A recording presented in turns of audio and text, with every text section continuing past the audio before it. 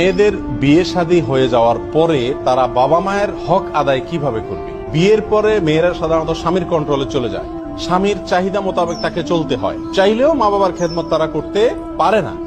অথচ মা বাবার হক আদায় এটা তো মরণ পর্যন্তই করতে হয় সন্তানের। তো কিভাবে করবে? এর উত্তর হলো, প্রথমত মেয়েদের উচিত বিয়ের আগের সময়টাকে গনিমত মনে করা, মহা সুবর্ণ সুযোগ মনে করা। কারণ বিয়ের পরে তার হাতে মা বাবার সব রকমের খেদমত করবে এরকম সক্ষমতা থাকবে না।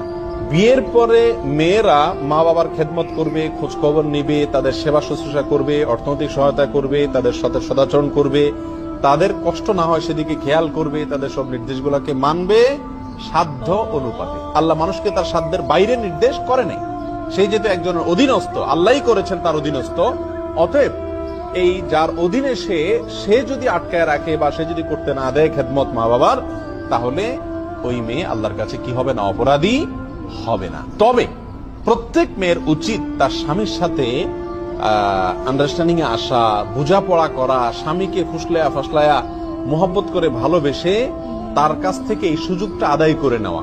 যদি তার অর্থনৈতিক সক্ষমতা থাকে, যেমন মহারণার টাকা, স্বামীকে মাফ করে না দিয়ে ওই টাকাটা স্ত্রীর উচিত নিজের কন্ট্রোলে রাখা এবং ওই টাকা থেকে মা বাবার জন্য যতটুকু সাধ্যে কুলায় সময় সময় খরচ করা। এর বাইরে স্বামী যদি তাকে কিছু খরচের টাকা দেয় এবং স্বাধীন করে দেয় টাকা, সে যেখানে চায় খরচ করতে পারে, তাহলে সেখান থেকেও সে মা বাবার জন্য খরচ করতে পারে।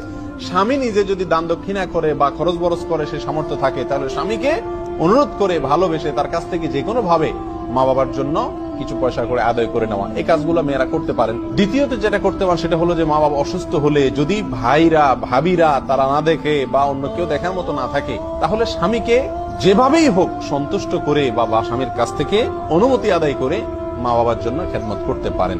আরেকটা বিষয় হলো, অনেক মা বোনরাই স্বামী স্ত্রীর সাথে কোনো গন্ডগোল হলে, কোনো ঝামেলা হলে যায় মা বাবার কান ভারী করতে শুরু করে, প্যান করতে শুরু করে, মোবাইলে সাক্ষাতে তাদেরকে পাগল করে ছেড়ে দেয়। মা বাবা হিসাবে তারা কষ্ট পান।